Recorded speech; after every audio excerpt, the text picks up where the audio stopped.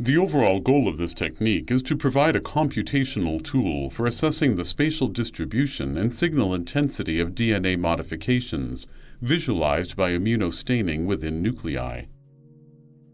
This method can help answer key questions in the field of epigenetics, allowing the examination of nuclear localization and relative levels of DNA modifications in different model systems. The main advantage of this technique is that the DNA modifications are measured by both signal magnitude and the distribution.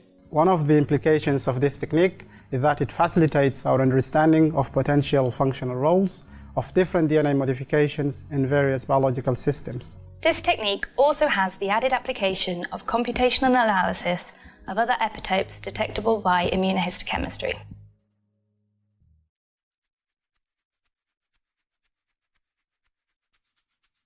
To begin, open the LSM formatted files of the confocal microscopy image.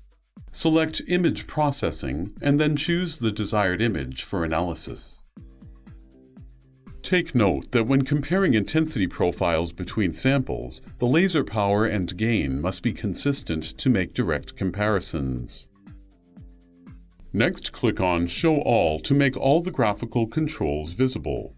Then select the Graphics tab and choose the Rectangle tool to select a region containing the nuclei of interest.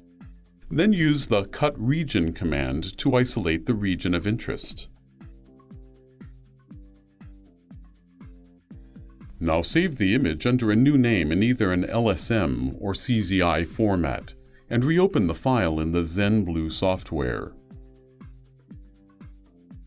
Open the ZenDesk in ZenBlue. Then use the Send to